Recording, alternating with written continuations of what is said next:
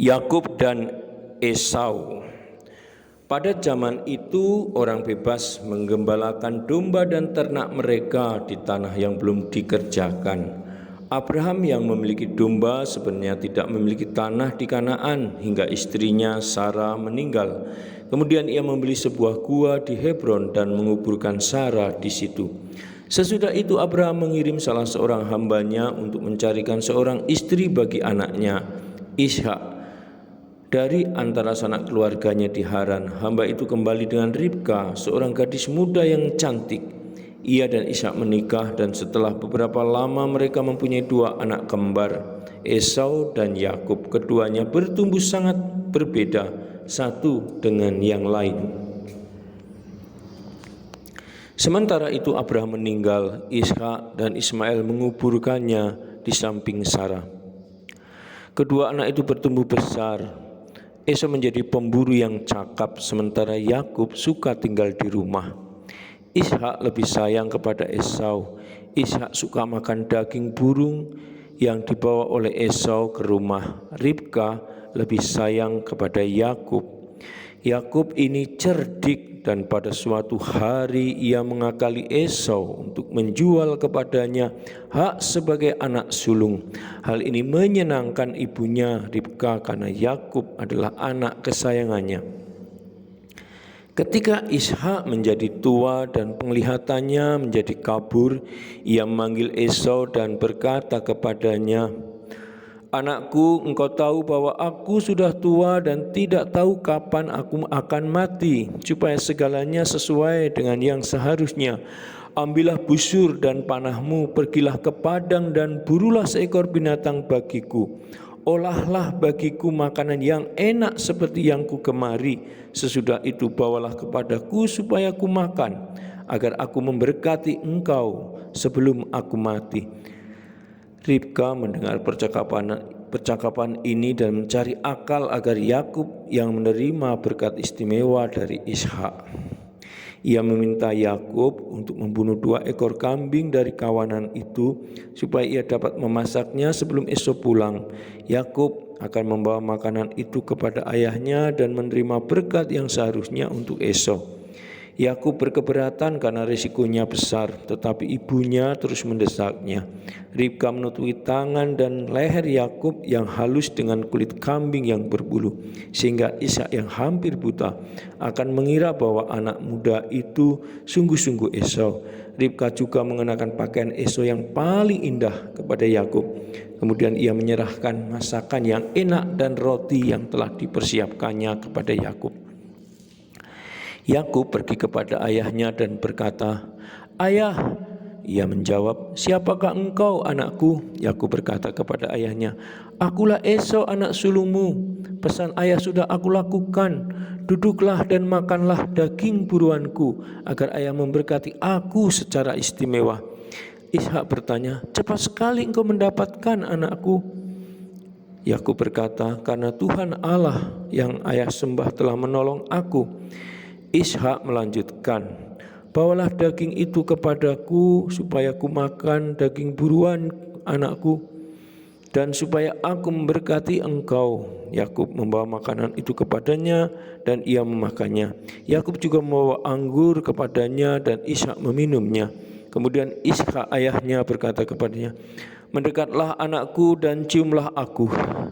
Ketika Yakub mendekati dan menciumnya, Ishak dapat mencium bau pakaiannya.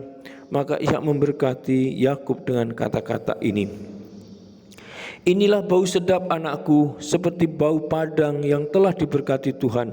Semoga Allah memberimu embun dari langit dan membuat ladang-ladangmu subur. Semoga Dia memberimu gandum dan anggur berlimpah-limpah. Semoga bangsa-bangsa menjadi hambamu dan suku-suku bangsa takluk kepadamu. Semoga engkau menguasai semua sanak saudaramu dan keturunan ibumu bersujud di hadapanmu." Segera setelah Ishak memberikan berkatnya kepada Yakub dan Yakub pergi, pulanglah Esau dari berburu. Ia juga memasak makanan yang enak lalu membawanya kepada ayahnya. Katanya, "Duduklah ayah dan makanlah daging yang dipersiapkan anakmu supaya ayah dapat memberkati aku." Namun Ishak Ayahnya bertanya kepadanya, "Siapakah engkau?" Ia menjawab, "Akulah Esau anak sulungmu." Lalu Ishak sangat terkejut serta bertanya, "Jika begitu, siapakah yang telah memburu binatang dan telah membawanya kepadaku? Aku telah memakannya dan kemudian memberkati dia. Kini berkat itu menjadi miliknya selama-lamanya." Setelah Esau mendengar itu, menangislah ia dengan suara nyaring dan penuh kepedihan, lalu berkata kepada ayahnya, "Berkatilah aku juga, ayah." Namun Ishak berkata, "Adikmu telah datang kemari dengan tipu daya dan telah merampas berkat yang tersedia bagimu." Akan tetapi Esau berkata kepada ayahnya, "Apakah ayahnya mempunyai satu berkat? Berkatilah aku juga, ayah." Dengan suara keras menangislah Esau.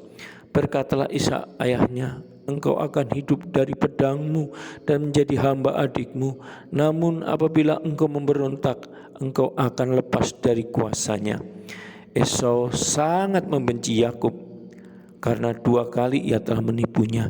Ia mengetahui bahwa ayah mereka tidak lama lagi hidup dan merencanakan untuk membunuh Yakub sesudah masa berkabung.